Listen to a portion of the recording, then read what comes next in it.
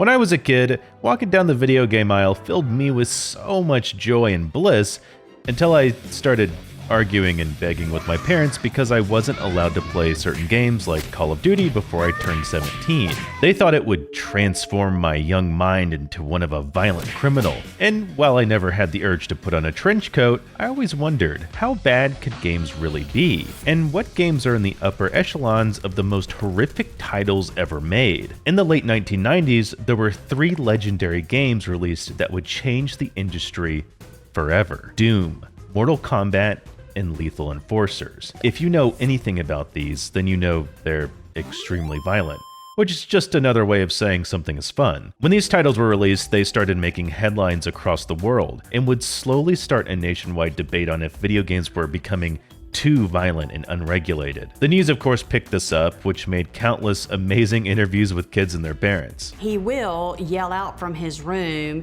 "Peasant, bring me a plate." I am scared that he will take the behaviors that he's learned in the game and retaliate.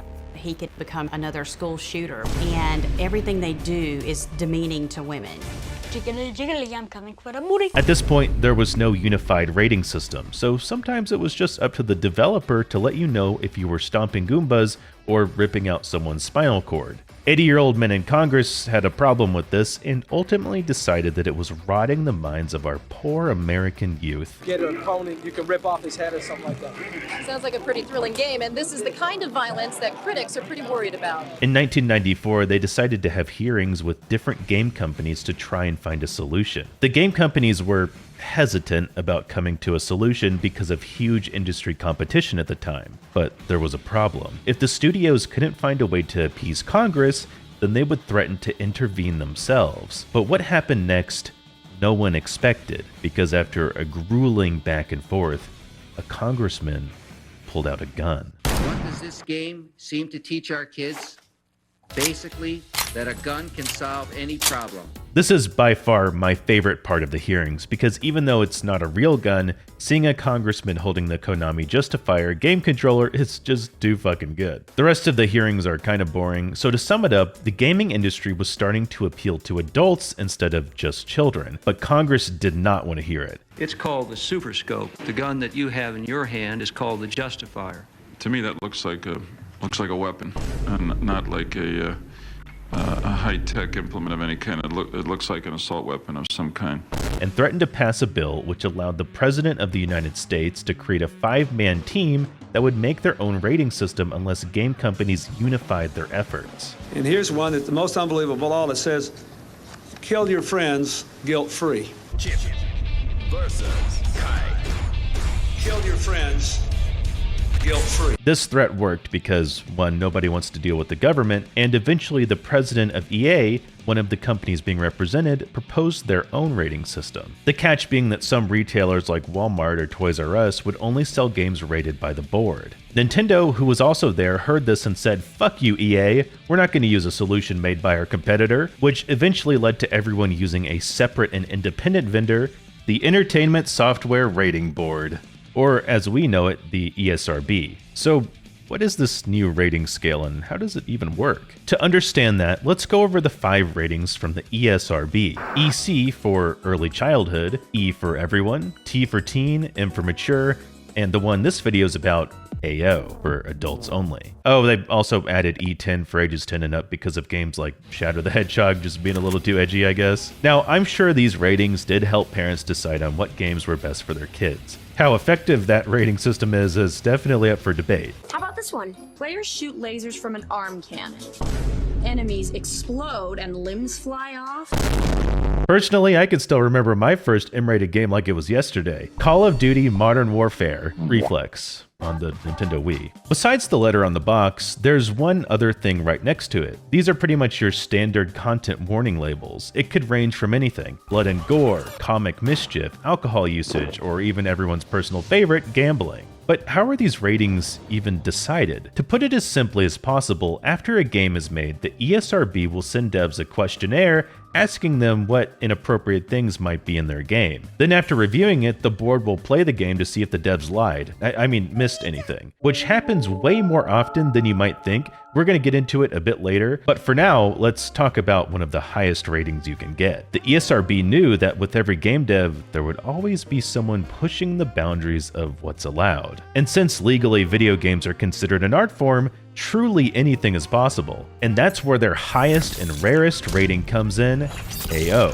It's pretty much as graphic and horrible as games can get. Out of every single video game that's ever gotten a rating on the box, there's only 27 currently games in history that have ever gotten that elusive adult-only rating. And it's for good reason, mainly because most of them are about sex. Fuck me too, Iggy.